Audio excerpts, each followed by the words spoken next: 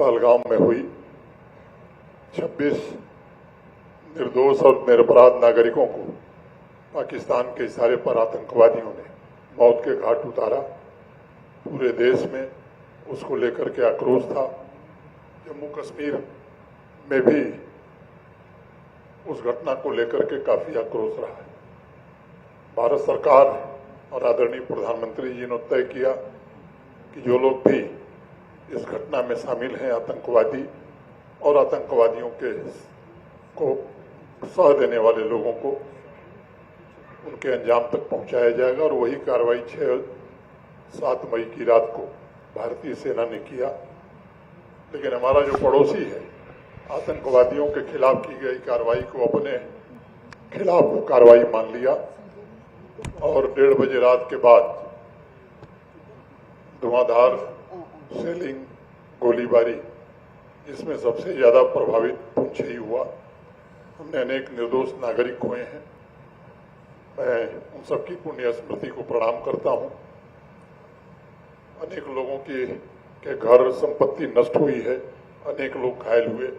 ईश्वर की कृपा से और प्रशासन की मुस्तैदी के कारण जो लोग घायल थे उनका उचित उपचार हुआ और सभी लोग आज की तारीख में स्वस्थ हैं। आप सब आए हैं, गृह मंत्री जी विस्तार से बताएंगे। मैं केवल 1-2 बात कहना चाहता हूं।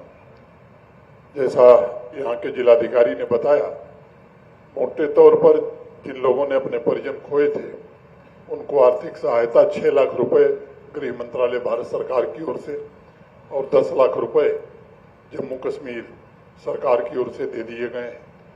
जो घायल थे उन्हें भी 100% जो अनुमन्य सहायता थी वो दे दी गई है।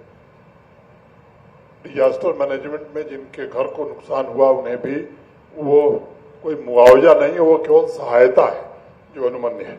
बाकी गृह मंत्री जी बताएंगे, वो भी वितरित कर दी गई है। प्रशासन ने कहां कहां बंकर्स बनाने हैं, किन लोगों की क्षति कितनी हुई, इसका पूरा आकलन किया है। उस पर विस्तार से माननीय गृह मंत्री जी बोलेंगे। लेकिन मैं समझता हूं कि एक वातावरण जम्मू कश्मीर में शायद आजादी के बाद पहली बार बना कि पाकिस्तान और आतंकवादियों के खिलाफ यहाँ का आम आदमी सड़क पर उतरा।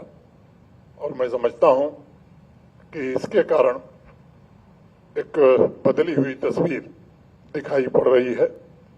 और मैं एक बात और कहना चाहता हूं कि अब किसी को भ्रम नहीं होना चाहिए। पाकिस्तान यहाँ की अर्थव्यवस्था को, यहाँ के पर्यटन को, यहाँ की आवाम को शुरू से निशाना बनाता रहा है। 47 में जब आजादी मिली तो कोई नया घर होता है तो नया घर संवारने की कोई कोशिश करता है। लेकिन आजादी के कुछ दिनों बाद ही उसने कबायली और सेना को मिला करके आक्रमण किया।